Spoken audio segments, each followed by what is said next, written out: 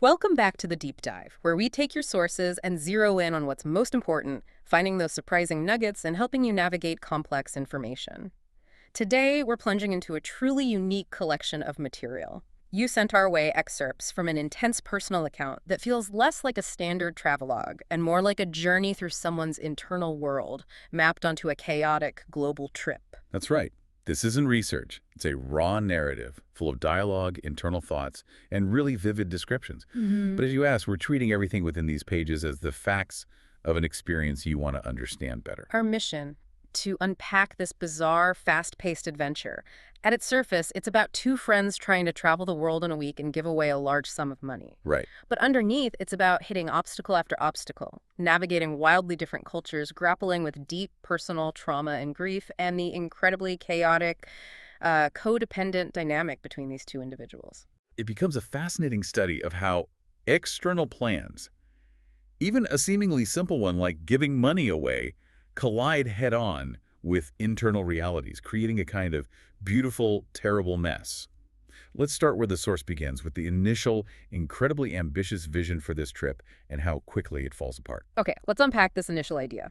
The vision was huge, multi-continental places like Micronesia, Mongolia, Madagascar, Rwanda, Greenland, a real whirlwind attempt to span the globe in 7 days. And immediately, reality bites.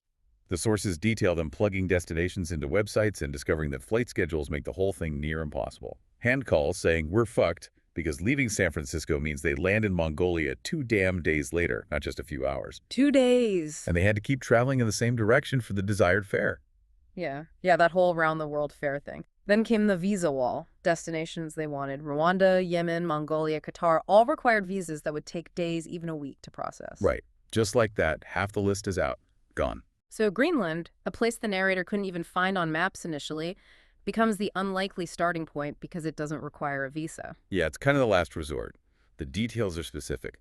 Cheap winter rates, a roundabout flight path from Chicago, stopping in Ottawa and Iqaluit, arriving near midnight in Kangerlussuaq. And the packing strategy is dictated by the speed and uncertainty.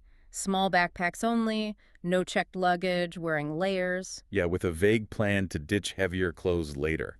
It's this mix of ambition and almost willful lack of preparation. It's kind of nuts. The motivation feels tied to the money itself. The narrator states, "I need it gone." Hand questions if it's some weird purging bullshit thing. Right.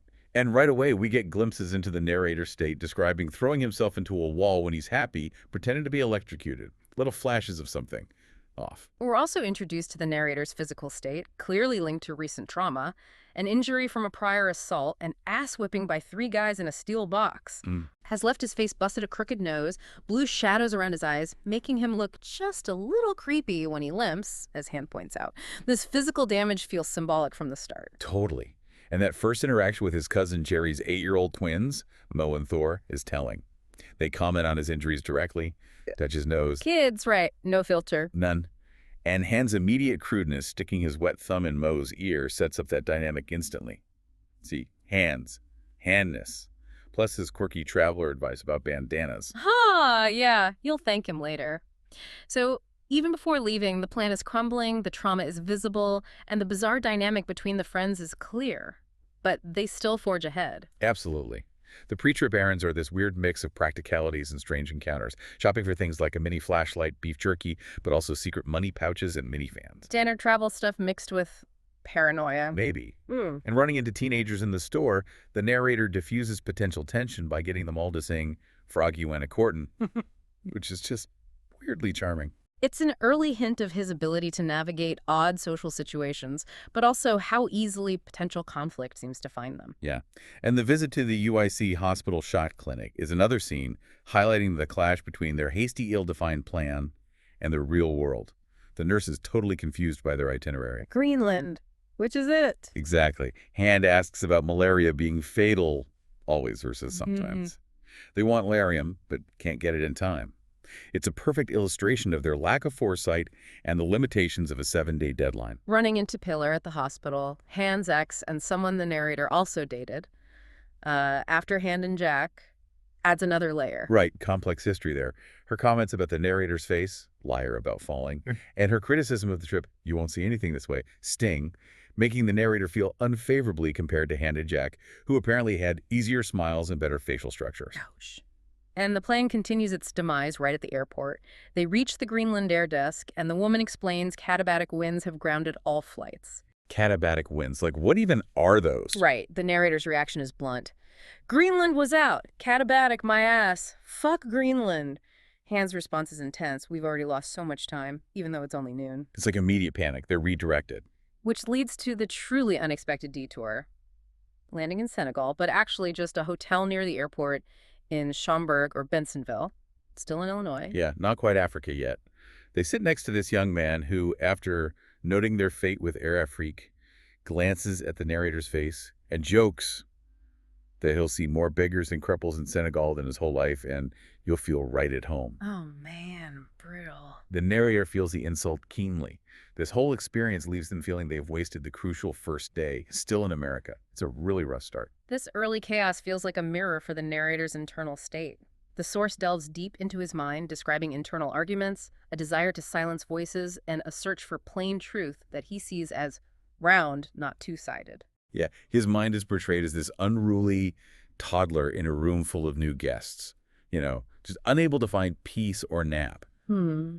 And the metaphor of library staff managing his memories, particularly painful ones, is striking.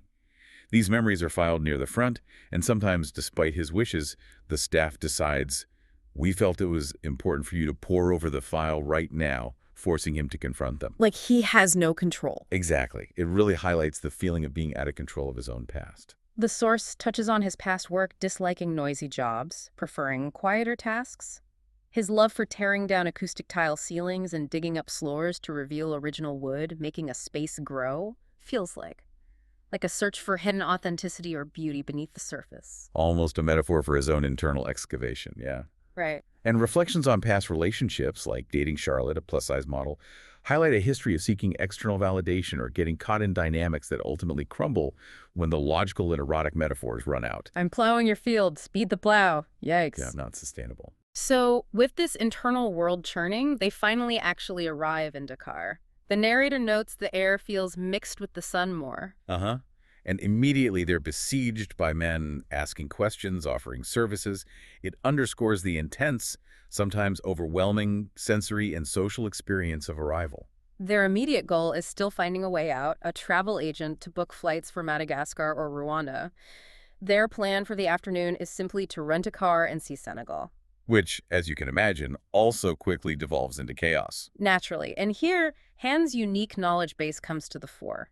They encounter a Chilean tennis player waiting for a friend in the Paris-Dakar rally. Oh yeah, the rally is like this background hum. And Han starts dropping hand facts about everything from gorilla-killed gorillas to cocaine cartels, claiming Spinoza was autistic and Hoover liked little boys. It's this fascinating mix of potential truths and delightful nonsense. Classic Han. Seeing a crashed rally car reinforces the connection to this intense, chaotic race happening alongside their own journey. And when asked why they are in Senegal, Han's simple, almost absurd explanation is because it was windy in Greenland. Perfect. It perfectly captures the impulsive, reactive nature of their travel. Totally. Navigating Dakar proves incredibly confusing and frustrating. After renting a tiny car, being offered unwanted services by boys. We laughed. We all laughed. Yeah, that awkward laughter. They get lost immediately in the crowded, narrow orange streets, driving the wrong way, stalling the car. Onlookers, like a woman with a tub on her head, stare with amusement or disdain. Highlighting their feeling of being observed, judged, and completely out of their depth. Things escalate when a traffic cop just gets into their back seat without explanation. The narrator's immediate thought is grim. One of us was going to be dragged around by his penis. Wow.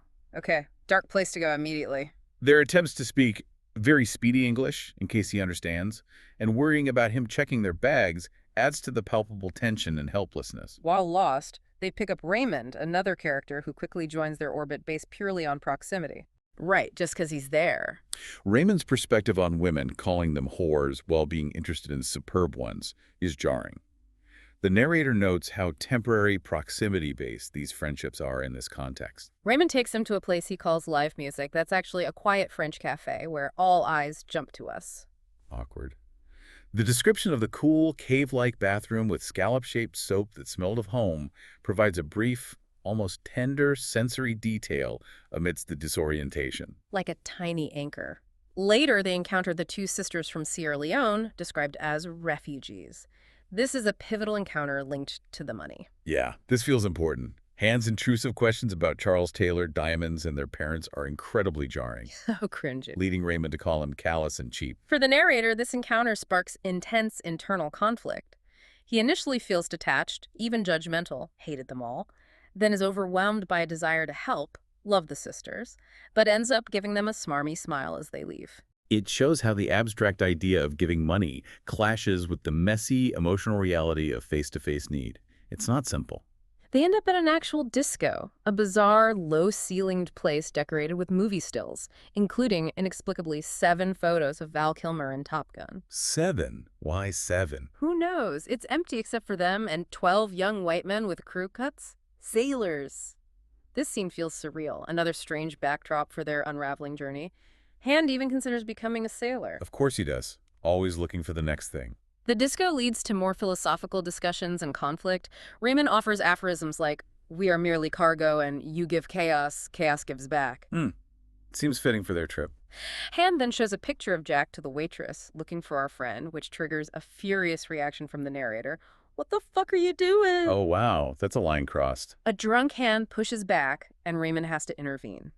This reveals the still raw pain around Jack and the volatile nature of Hand and the narrator's dynamic when stressed or drunk. Yeah, that grief is right there under the surface. We also get details about the money itself, $80,000 from a strange account set up by Kathy Wombat, a money market account resulting from turning down a $10–12 million stock offer for letting a light bulb company use his silhouette as their logo. Crazy backstory for the money. He carries traveler's checks, $29,000 worth, that he signed on the plane, feeling them become real, watched by the Spartan logo, and a wad of bills wrapped around his ankle. The desire to give money resurfaces with the Sierra Leonean sisters. The narrator, seeing them as harmless and hopeful, impulsively stuffs bills into the older sister's hand in the bathroom, noting it was the first time any of these women had really looked at me. A quiet, maybe desperate attempt to connect and fulfill the mission, trying to make it real. Leaving the club, another chaotic street encounter, a huge clawing prostitute, physically stops their taxi, demanding money, and the narrator has to struggle to push her back. Just relentless. It's a harsh, physical manifestation of the demands and desperation they encounter. Raymond leaves them back at the hotel, declaring he's finished with women and loves travel because it's same shirt, new country. His final aphorism, "There is travel and there are babies, everything else is drudgery and death," is a bleak but memorable exit line. Wow. Okay, Raymond. Back in the hotel room watching a French sitcom, the narrator is furious about Hand showing Jack's picture but lets it go. Hand makes simple, grounded observations. "We're in Senegal. We're alive and in Africa." Like trying to bring it back to basics? Before noting the narrator's face still looks pretty gruesome. It highlights Hand's oscillation between the absurd and the practical and the constant presence of the narrator's injury. From the chaos of Senegal, they move on to Morocco. The journey itself is noted the unexpected green landscape, Hand's excitement about meeting the Tuareg blue men. Ah, yes, the 12-foot-tall blue men. A classic example of Hand's quirky, potentially fabricated knowledge. The train ride to Casablanca takes them through changing landscapes, from electric green to gray rock, seeing children throwing rocks and signs of poverty.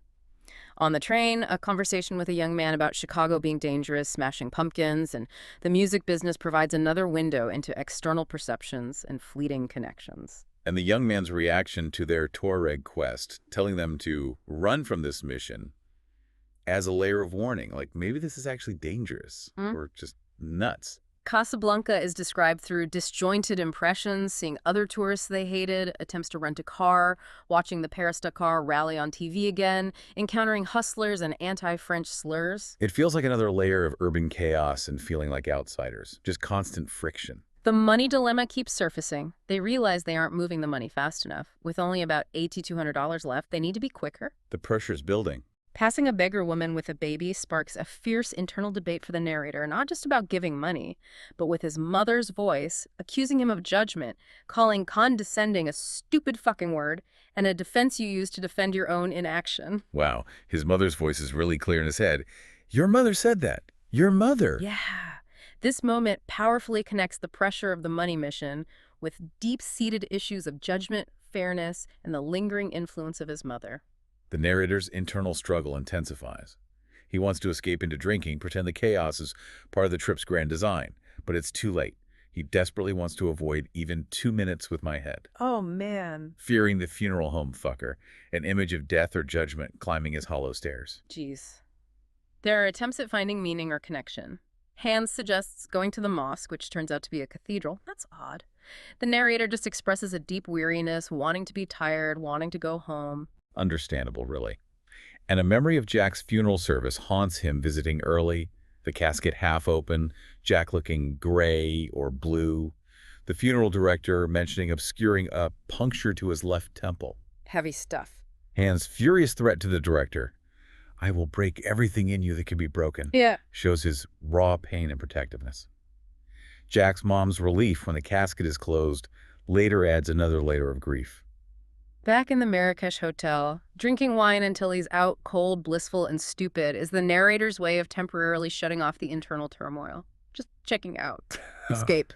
In Marrakesh, the next morning, the drive towards the city is vividly described: green and red hills, olive trees, the ancient, unchanged, and terrifying red city of Benguer. The narrator feels a sense of drama, even danger, picturing mythical threats like dragons. His imagination is running wild. Along the road, they encounter strange scenes: a man with hanging chickens giving money to a family with a horse and getting figs in return, which Hans spits out. Of course, Hans spits them out, buying a fish from a boy and putting it in the trunk. These brief, bizarre interactions and attempts to give money add to the surreal nature of their journey. Stopping for water in a city of banks, the water is described as clearer than any water I'd ever seen. It was the unadulterated soul of the world. A brief moment of purity amidst the grime and chaos, like a gasp of clean air. Then a major turning point, arguably a pivotal moment of failure and acceptance, reaching the Marrakesh airport and being told no for their flight to Moscow, Siberia, just 15 minutes before departure. No, after all that. Due to security reasons and because they are French. The reaction is profound. They feel stunned, calling it an abomination, feeling grounded, stagnant. They've used almost half our time on one continent. Devastating to the plan. The narrator sits on the airport floor, finding a strange peace mixed with rage, understanding that with every untaken step, a part of the soul sighs in relief. It's a forced pause that leads to a moment of unexpected perspective. Acceptance, maybe? Maybe. They visit the famous Jama El Fena Square, initially finding it insanity, later observing the shift at night when it becomes hungrier. Watching the Paris-Dakar rally on TV again, seeing the cars leaving villages literally in his dust, reinforces the feeling of being left behind. Yeah, while life and the planned journey race ahead. Sitting at a cafe, they meet the French woman, a widow who came for her 50th anniversary. Her skepticism about their trip, "You won't find the people you want up there," feels like another external judgment on their chaotic quest. Her WWII story is a brief connection to a different kind of hardship in history, though. Puts things in perspective, maybe. Perhaps. The night in the square also includes the bizarre shopping negotiation over a keychain, where the narrator insists on paying drastically more than the asking price, expecting the salesman to laugh. Like $120 for a $3 keychain? What is that? It feels like a chaotic, almost aggressive attempt to engage or just discard money, maybe break something. And Hand introduces his quantum theory explanation of the multiverse, with atoms existing in different places at once. He applies this to everything, suggestive multiple us's and multiple worlds simultaneously. Which is a lot. The narrator's counterpoint that it's irrelevant if they don't intersect highlights the contrast between Hand's abstract ideas and the narrator's focus on tangible pain and experience. Okay, here's where it gets really intense. Seeing the woman from dinner with her astounding skin triggers another internal storm. The narrator wonders why she's with unimpressive people, hoping she wasn't bought. And the internal debate with his mother's voice about giving money, the condescending argument, flares up, leading him to realize Jack's death was exactly 6 months ago. 6 months, holy fuck. The penny drops. Hard. This triggers a powerful emotional breakdown. The narrator cries, hyperventilating, experiencing physical WPW symptoms as his heart races. Hand tries to calm him. Slow down. The source then moves into a deeper exploration of his grief for Jack. Hand thinks Jack's death was quick, but the narrator feels everything I see is different. Yeah, it changed his whole perception. He contrasts picturing others who have died resting with picturing Jack frozen under ice, still awake and alone. Oh, that's awful. Which drives him to murderous rage, wanting the trucker's head because Jack is alone. It reveals the core of his specific pain, the perceived solitude of Jack's death. This profound grief leads to imagining a contrasting future, a perfect, peaceful life in a valley near Phelps, Wisconsin, with Hand and Jack building houses, surrounded by a menagerie of strange and wonderful animals, with kids playing. It's such a potent image of the life he's lost or longs for, standing in stark opposition to his current chaotic reality. What? Heartbreaking, really. So after the emotional catharsis and the stark reminder of grief, they decide to do something equally intense that very night. Go to the mountains and enact a strange vision. Right, because why not? They hire a guide car, and almost immediately they feel like they're being followed by a truck, inches away. Hair? The narrator thinks of Jack in that moment, swerving off the road. The guide car is waiting, and the feeling of being led into danger is palpable. This is business. Hand is genuinely scared, calling it a glamorous way to die, suggesting they bail. But the narrator feels ready to die, tired, wanting to be crushed too. Hand panics as the truck engine roars close, yelling, "I hate this, I feel closed in." The narrator strangely feels it's Hand's fault, though he doesn't know why. His internal monologue is about disappearing, not being afraid. Like he's detaching. Yeah. The guide car stops, pointing them up the mountain road like semaphore. They pay the guide $100, left wondering if he intended to kill or rob us moments before. Who knows? They switch drivers and the car struggles up the cold mountain road. The drive is described with perfect trees, high walls, and gated compound after gated compound. They speculate wildly about what's behind the walls: resorts, military bases, Yeah. huge hidden dens of intrigue sex camps or subversive training centers or fantastic new labs. Their minds are just going everywhere. Passing hitchhiking military men fills them with conflict and shame. Driving higher, the silence is absolute. No, animals, people, wind. They realize there was no one living here at all. Creepy. Turning back, they pass the military men again, still wondering how they could stand the cold. Driving down, they see an old man walking alone, asking for directions, even though the path is obvious. Right, just an excuse to interact. The narrator impulsively gives him $500 Moroccan cash. He reflects on the man's peaceful mind, wanting it back, but knowing that much I know is not true. And then another bizarre sudden encounter. A Moroccan car stops them, and a young woman with seamless English invites them to Club Millennium. Just like that, out of nowhere. The narrator's reaction is amazement. My mouth was wide open, unbelievable. He feels like he's living a third or fourth life, recovering, wanting everything that would happen. Like the near-death thing reset him somehow. He imagines the club feeling ashamed of their clothes, hand dancing, himself watching purses, trying to talk about poor people over loud music, Hand doing silly dances, meeting Germans. He feels different for a while after the chase. Having the idea that we all should have a near-death experience weekly. It connects the physical brush with death to a feeling of renewed aliveness, albeit in a deeply strange context. Moving north to the Baltics, the journey itself is quickly summarized: waking late, airport managers joke, choosing London as a hub because they want to speak English again, flying to Helsinki. Arriving in Tallinn, Hand is surprised it's not more bombed out, expecting crumbling walls and bullet holes. Like Sarajevo, yeah. They check into the Hotel Metropole and find the Barcasino described with burgundy and Kentucky green decor. A notable, unsettling incident occurs in the casino. Two men approach, and the larger one gives a loud "Hail Hitler" salute. Ooh. Everyone stares at the narrator and Hand, making it feel like they are with the man, or that we were responsible, complicit. Hand tries to de-escalate, but the man takes three. Hand's beer, drinks it, and repeats the salute.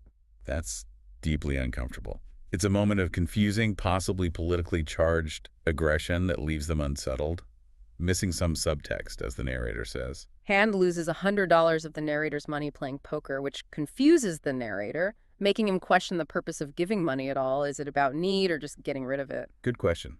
They decide to leave, feeling still mobile. Taking a cab to Riga, they find nothing open except a gentleman's club. The narrator expresses disappointment, having traveled thousands of miles east, then thousands north, and always these places. Yeah, the same scene everywhere. Yet rationalizes they need the communion of souls, and only here are they awake. The club is described with dark, dungeon-like details. Grim.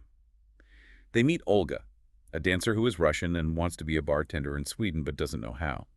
The narrator's internal commentary reveals his sense of connection. You're not going to Sweden tomorrow. You're more like me than you think. Olga's perspective on reality. Can't fake it all. her bursting heart, and her different kinds of real love for Hand specific, and the narrator, general part of the landscape, make her a poignant, if brief, character. And it's here, linked to Olga and the search for understanding, that Hand fully explains the helium people metaphor, which he apparently got from Raymond. Yes, this is a crucial, albeit bizarre, concept. Yeah. The idea is that they carry the memories, souls, dreams, and pains of their ancestors in their blood, particularly if those ancestors died in a wrong way. Like inherited trauma. Exactly. Yeah. It's an endless chorus of inherited burden. Ancient bird worshippers, feeling the weight of these mountains of soul, believed they could fly or lighten their load by jumping and taking in air, helium, hydrogen, becoming the jumping people. Hand frames jumping, running, swimming, and having sex as ways to function, to lighten the load. It becomes Hand's framework for understanding their own actions and the weight they carry. It's elaborate. Riga's city life is described as cold, fast-paced, with people wearing black and fur. Hand's sociologist voice theorizes they want to disappear, ashamed of their bodies and heads. They encounter Katya and her friend at the bar. Katya speaks English, but her friend in a fuzzy blue fur coat only uses a hand gesture for size. Okay, weird detail. Katya's conversation feels like a setup asking questions, mentioning her son needs $3,000 for a visa to Dubai. An obvious lie. The narrator's internal reaction is complex. He feels he would almost prefer if you just asked us for money, sensing she's playing us both ways, but also feels he has no right to judge, believing one day in her life would cripple you. That conflict again. Hand, despite the obvious lie, agrees to meet them at a disco later, promising he'll change clothes, though the narrator knows he won't. No, just flat out no. The Latvian road trip towards Riga is cold and snowy, making them feel like they are black and in the Jim Crow South, at a gas station because of the way people stare. Oof, that's intense. The narrator brings up Hand's Aryan looks, while Hand mentions the narrator as a fourth Polish. The narrator reflects that Latvians have been overrun for centuries, knowing only 20 years of peace, and that pain is real, and all pain is personal. It connects personal trauma to historical burden. Stopping in a snowy forest, the narrator falls, finding relief, saying it's warmer on the ground. This triggers memories of his mom's bad sleep, him crawling into bed with her, her smell of sweat and lemon, her scratching his back and whispering, "Oh, William. Oh, William." Such a vulnerable moment. He remembers sleeping in hallways, bathrooms, cars. She would sleep anywhere. It connects to his mother's own hidden struggles. Themes of blame and retribution resurface in internal monologues. The narrator feels Hand is the one they were never sure about, trusting Jack more, believing most of being a man is being there, and criticizing Hand's father for he was not there. Laying it all on Hand. The narrator feels his trip, and injuries are retribution, a form of balance for past actions. Polluting Jack, beating up kids, tearing Jenny Ferguson's dress. Like cosmic justice. Hand dismisses this completely. You are fucked. He says it's just hopeful creations of a man fearing death, saying there's no balance, no rules. Harsh.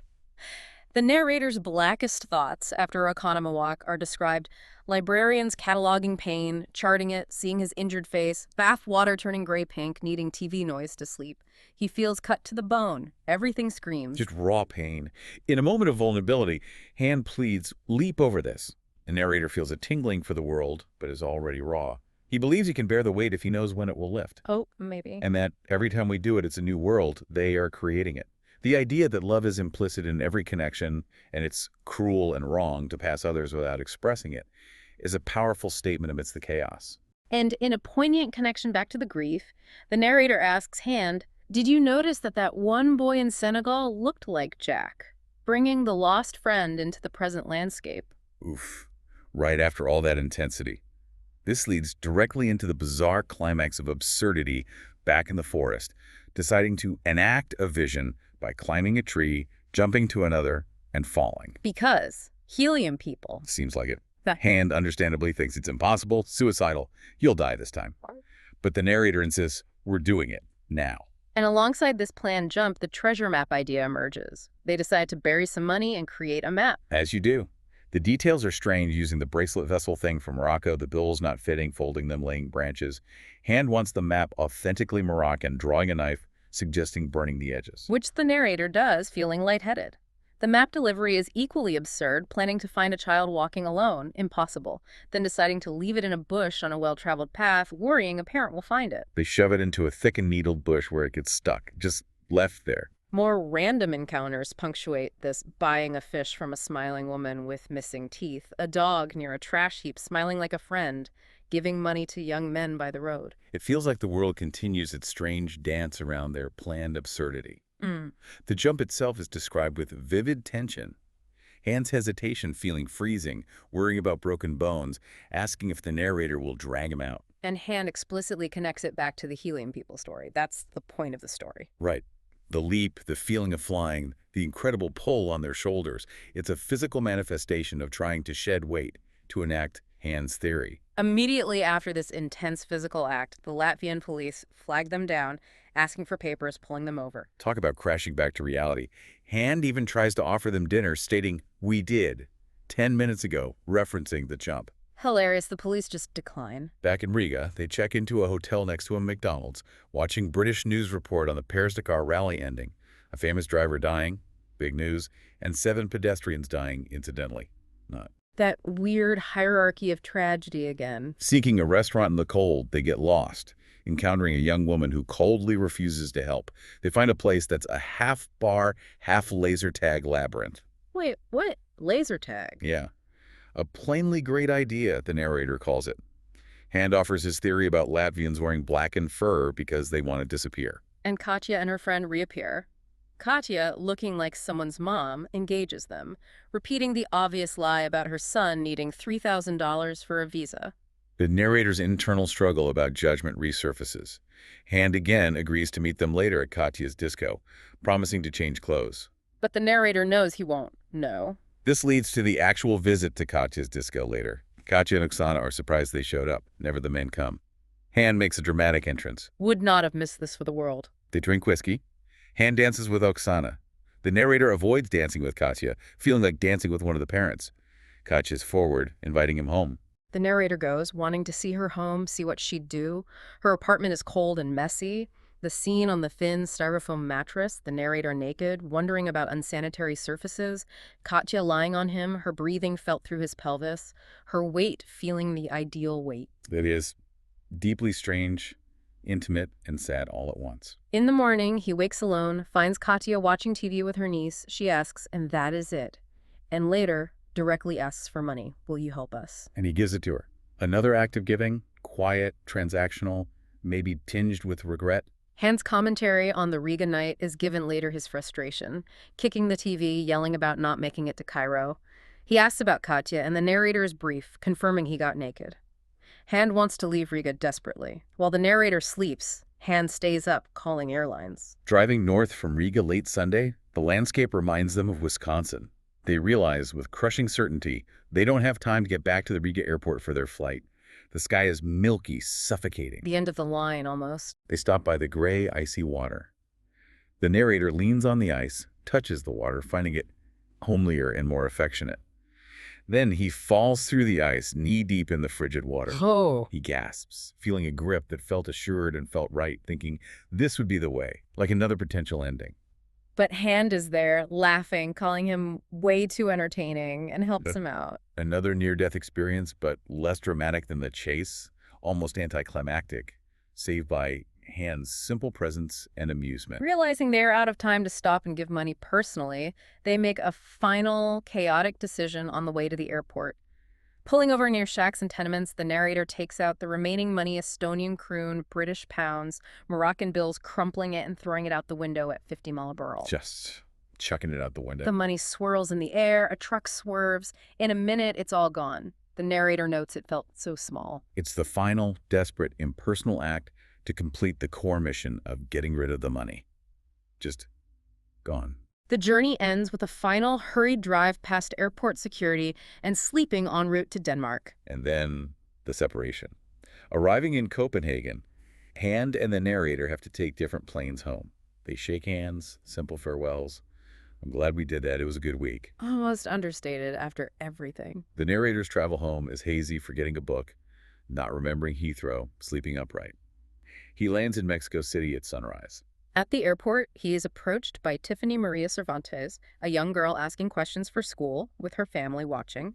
Her brother Gabriel reminds him of a kid named Carter. He holds them for a photo. This brief, genuine connection leads to a final, poignant act related to the money.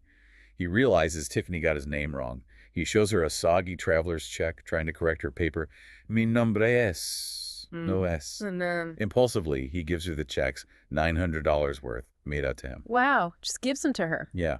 He writes a note of explanation, adds his driver's license number, hoping she can cash them, and runs after them through the airport, running like an idiot. It's perhaps the most personal, caring act of giving money in the entire journey, a desperate hope that it might help her.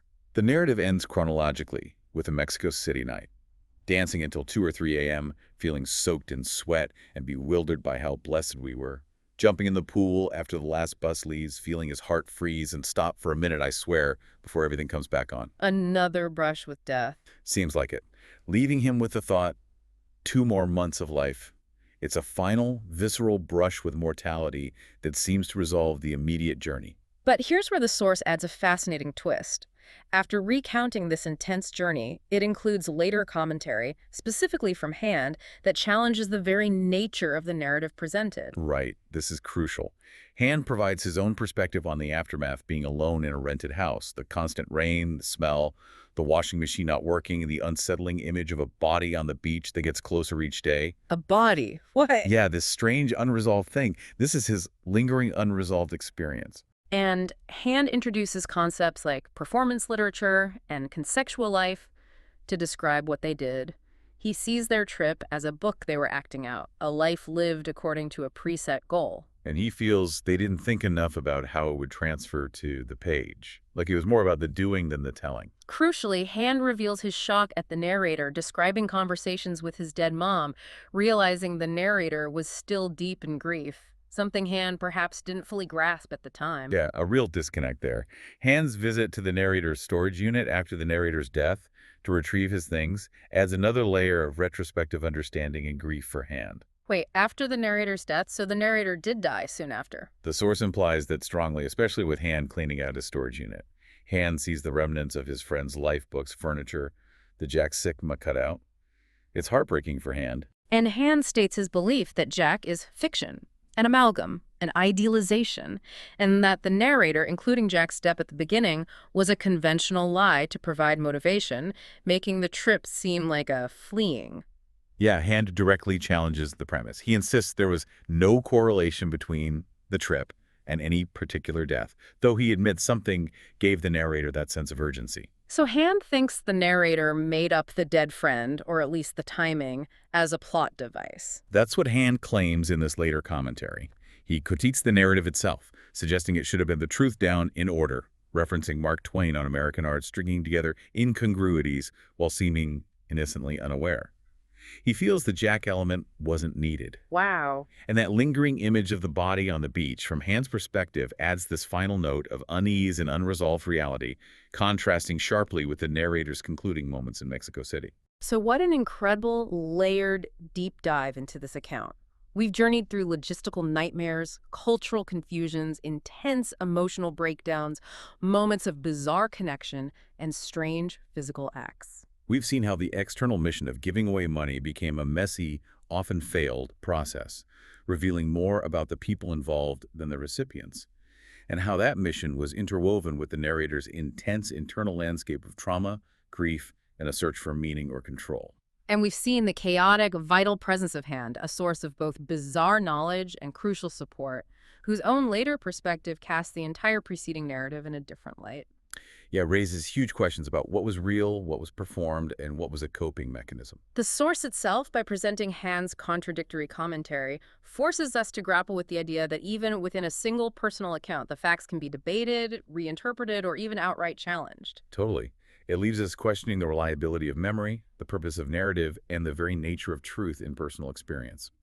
It's messy. Which raises a potent final question for you to ponder based on these sources. When confronted with conflicting accounts, especially within a single personal story like this, how do you navigate that terrain?